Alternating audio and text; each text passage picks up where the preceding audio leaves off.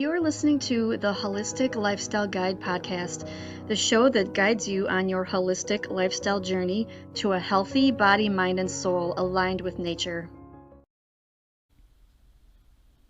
Hello, everyone. Welcome to episode number 57 of the Holistic Lifestyle Guide podcast. This episode is called Spiritual Daily Routine Ideas.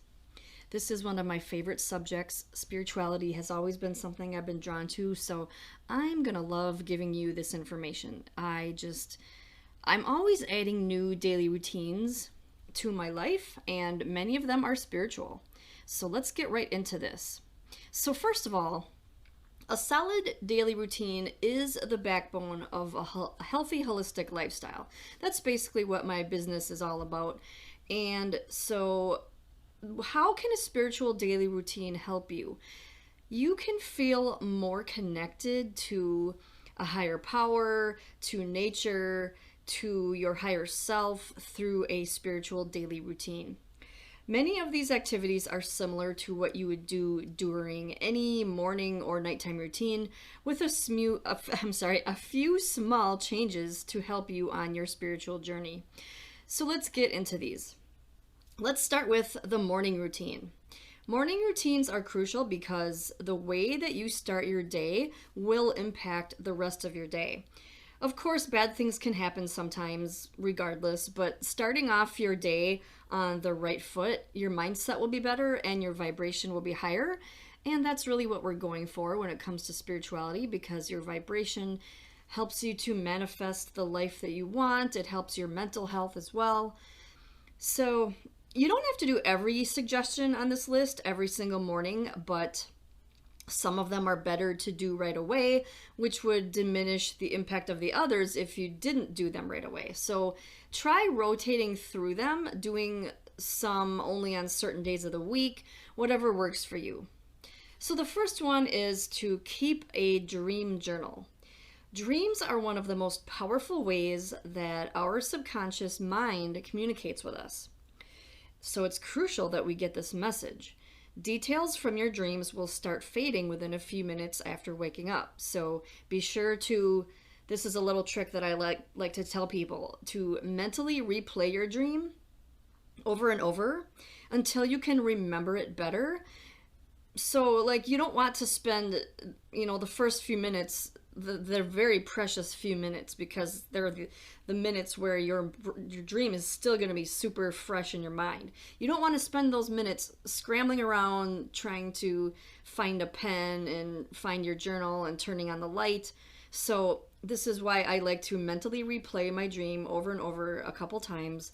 And then when I'm pretty sure that I can remember it, all the important details, that's when I will turn on my little, I've got a little clip. It's a book clip, and it has an orange light on it, an amber light, so it's good for your, it's not going to stimulate the production of cortisol when you turn it on, so you can use it at night. Anyway, I use that, and I clip that to my clipboard that has my dream journal pages on it. And I will leave a link in the show notes to my printable dream journal pages. Those are what I use. You can also use just a regular piece of paper, but it's much better if you're guided. These are guided pages, so they're going to give you options on what feelings that the dream made you feel, because sometimes you might not know. You might not be able to pinpoint what the feeling was. You might forget. And like I said, you do forget a lot of these details. So if you can mentally replay your dream right away, and if you can use these dream journal pages together, that will help you to get as much detail as possible. So that is what I would recommend doing. Like I said, I will leave a link down below in the show notes for that. The next one on this list is morning meditation. So morning is a great time for meditation because you are in a relaxed state and you've got a fresh blank slate in your mind. You don't have everything that you just went through for the whole day in there. It's kind of like I said, a blank slate. It might be the only calm and relaxed moment you will have for yourself for the whole day. And this is why many people recommend meditating in the morning. So you don't have to commit to a long meditation session. Even 5 minutes is good enough, especially if you can be consistent with it every day. You can also use this time for prayer if you prefer. This practice can be amplified if you do this outside while watching the sunrise. So that's like something that is a great a habit that involves many different routines all in one. So it's a great thing to do first thing when you get up. Grab your dream journal, head outside, take your shoes off, sit in the grass, rub your feet around in the grass so you're doing some grounding, and be able to watch the sunrise. If you can't watch the sunrise, being outside in the daylight is immensely helpful for your health in so many ways anyway. So this is just doing a lot in one moment. And it only takes 5 minutes. This is not something that you have to rearrange your day to do, because all of these things can be done at the same time. So if you are not a meditator and you're thinking, I can't even do 5 minutes, then there are some things that you can do that are considered a meditation, I believe, because they are things that help your mind move into the alpha state. And basically, they are easy alternative ways to meditate. And I've done a podcast episode on that. I think I've got a video on that. I've got a blog post on that. So I will leave a link down below in the show notes so that you can check that out if you need help with meditation. The next one on this list is morning pages. This is a term that was created by Julia Cameron for the book called The Artist's Way. This is many years ago, but it's something that many people still do. The idea is to write 3 full pages of thoughts first thing when you wake up. So of course you can't do this and do the dream journaling at the same time. So what I do is I do morning pages when I don't have a dream in my head. Like sometimes you'll wake up and you'll be like, I don't think I dreamt last night. In that case, that is a good time to do morning pages. So what is the point of this exercise? This is a deep dive into your stream of consciousness thoughts without stopping to think. So this exercise will help you to write more creatively. It has the added bonus of helping you dive deeper into your subconscious mind. And this is because when you first wake up, your mind is still in the alpha brainwave state, which is why your mind does not move very fast when you first wake up. And this is also why meditation is easier to do in the morning, because you are still in the alpha brainwave state. So this is the best time to capture ideas from your subconscious mind when you are still half in and half out of sleep. This can be used in conjunction with dream journaling if you want to. This is really a personal thing. You can do dream journaling only. You can try to do morning pages at the same time. Like I said, what I just do is I don't do morning pages if I have had a dream. So I kind of, rotate between those two. The next one on this list is gratitude journaling. This is another style of journaling that you can add to your spiritual morning routine. I think this is one of the most important types of journaling. I probably talk about this one more than anything. I really like brain dumping as well, which is basically just freestyle journaling, because gratitude journaling it's guided and it helps you to, of course, be grateful for things. So this is something that I like to do in the morning, and that's why it's included here in the morning section, because gratitude it's a great way to start your day. This is one of the first things that I do after I get out of bed. I get my cup of tea started. While my tea is brewing, I will sit down and write 5 things that I'm grateful for. This is really powerful when it comes to your spiritual growth. So I've talked about gratitude journaling a lot, and if you're curious to learn more about it, I've got a video and I've got some printable gratitude journal pages. I've also got a paperback gratitude journal on Amazon. So whatever would work for you, I've got options. So I will leave links in the show notes so that you can check those out. Now we're going to move on to the nighttime routine ideas. So these are spiritual nighttime routine ideas. So the first one is this might sound a little contradictory because I said this one in the morning one, but it's nighttime meditation. So I differentiate morning and nighttime meditation because they serve different purposes. So you might even find that you would prefer only meditating one time of the day because the other doesn't work for you, and that's fine. Nighttime is actually my preferred time to meditate because it actually makes me sleepy. Doing it in the morning is good in some ways, like I explained, but this makes me feel personally like I'm moving backwards, like I'm supposed to be waking up now, and it feels kind of odd to me to meditate when I'm supposed to be waking up. So for that reason, I like to do it right before bed. But of course, like I said, not everybody's the same. You might find it hard to meditate at night because it might be, your brain might still be going crazy, and you might think, this is hard, I can't even focus. And so you might be the kind of person that should meditate in the morning. But I had to include it in the nighttime section here because it's best for me, and so it might be best for many other people as well. So, like I said, if your mind is struggling too fast, you can put meditation towards the end of your nighttime routine and do some of these other ones that I'm going to talk about first and then do the meditation. So that way, like I said, it makes me sleepy. So I do these other ones first and then I do the meditation because that way my mind is really ready to go to bed. So the next one on this list, which is actually one of the first things that I do as far as my spiritual nighttime routine, and that is brain dump journaling. I mentioned this a minute ago. So this is the other type of journaling that is really good to do along with gratitude journaling. I do both of these at night as well. But if you only have time for one type of journaling in your nighttime routine, I would say to make it be the brain dump. So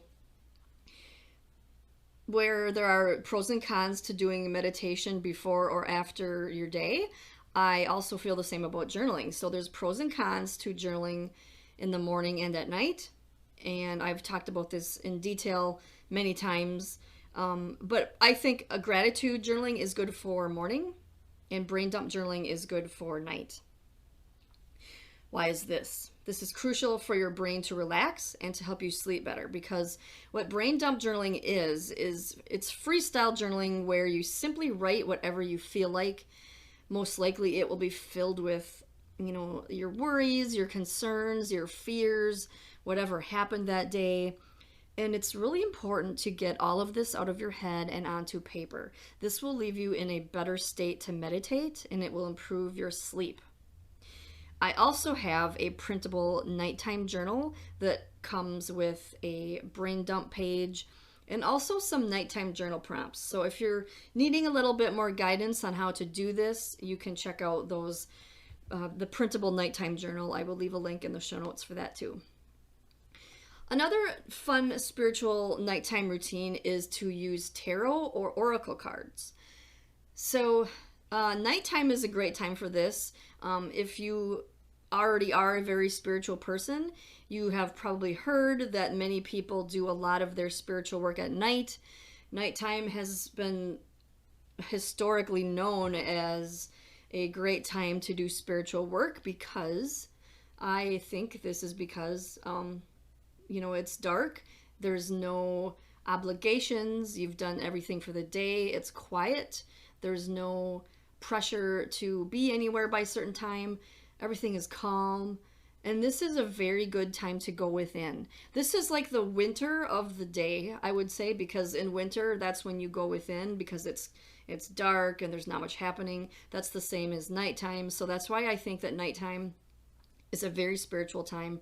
And it's a great time to do oracle cards, tarot cards, whichever one you prefer, or both. I like to do oracle myself because I think oracle cards are a little bit more versatile. You don't need to be asking questions. You can just grab a card and look at it and meditate on it and journal about it and write whatever it makes you feel. But with tarot cards, you almost have to know what you're doing. You have to have a question. You have to do like the 3-card spread or a 5-card spread or whatever. And that usually takes a lot more time. Some tarot readings can be like 15 minutes long or more. So that's why at night when I'm winding down for bed, I think oracle cards are perfect for that. So it's really about, just getting guidance and, just reading this, whatever the word is on the card, and looking at the image. To me, it's all about them images. They're just so beautiful. And sometimes I'll even buy oracle cards because of just how beautiful they are. I've actually got a set of printable oracle cards in my Etsy shop too, and they're a very simple set, which just includes a word, but what they're meant to do is to stimulate your mind to think about that word, focus on it, focus on the topic of what that word brings up in your mind and how it makes you feel. And so those are like, my version of oracle cards, because I'm not a drawer or an artist, so I just do the words. And so if you're interested in those are printable, so you just print them off on whatever type of paper you want. You can print them on stickers and then stick the sticker to the sticker paper to like a cardstock. That's basically the best way that they work. You can also print them on regular paper, and then you can laminate the paper and then just cut them out into squares. I do that too. So I'll leave a link down below in the show notes for that, to check that out. And so now we've made it to the last one, and this is contemplation. This is another daily routine habit that you should get into, because this is one of those things that many spiritual people over the millennia have done. This is probably the first version of journaling, where they didn't actually have pen and paper. They just had to get their thoughts out. And contemplation is like a form of thinking, but it's not a fast-paced way of thinking. It's not really even thinking about your problems. This is more of like philosophy. So this works really good with spiritual books as well. So the idea is to take a subject or an idea and ponder it, like either in a focused way or an expanded way. So dive deep into something, whatever something means for you, like expand your mind. Think of ways a subject or idea can pertain to your life, or just focus intently on a single point until you can see all sides of it. This practice can be done anywhere, but I think it works best if done either during sunset or outside at night when you can see the moon and the stars. That's a great time to do it.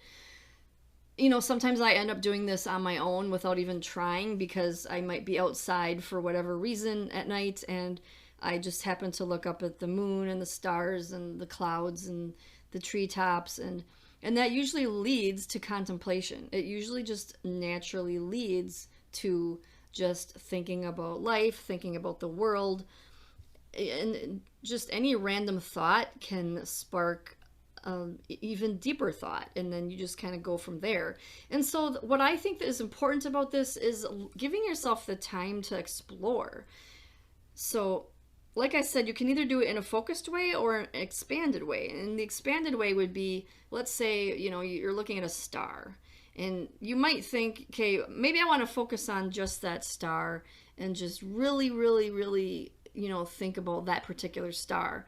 Or you can think of it as, every star is really a sun, and then that might get you thinking about the other stars that are around that star. It can get you thinking about just the sun, because the sun is a star, and just other things. And you can just take your mind in so many different directions. There's unlimited directions you can go when you're contemplating. And so this is an important thing to do when you are, getting ready for bed. And that's why it's in the nighttime routine section of this podcast episode, because contemplation is it's such a wonderful thing. And I think everybody should give themselves time. And this is, like I said, this goes along with meditation and journaling so well, because they're all very related. They're just all slightly different in certain ways. So I hope that this episode has given you some ideas to add some spirituality into your morning and nighttime routine. And like I said, I think it's a little bit more important to do these at night, because at night, you're transitioning into the second phase of the day where your body is resting and restoring itself. You can't just switch gears that quickly. So that's why I think if you're going to choose whenever you're going to do spiritual things like this, I would prefer to do them at night. So I really hope this was helpful for you. And like I said, I've left the links down below for all of the things that I talked about in this episode. If you enjoyed this episode and you would like to support the podcast, please share it on social media or consider donating. If you want to keep up with everything I'm doing, you can find all of my links at holisticlifestyleguide.com. Thank you again for listening and have a great week.